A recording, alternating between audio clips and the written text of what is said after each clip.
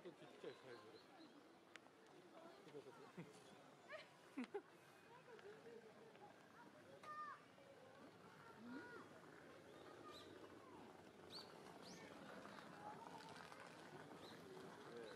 ポカポカなところで。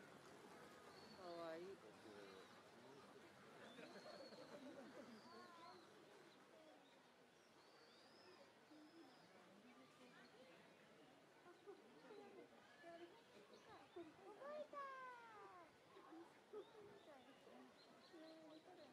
あんまな。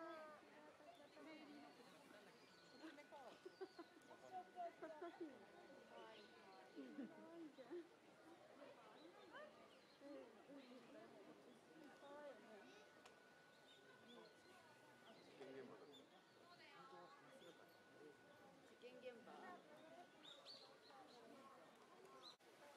これなんで取れる？昔した。熊さんのお風呂これ。昔の距離。しょっちゅう。寝てる。ね、じゃあ行こう次。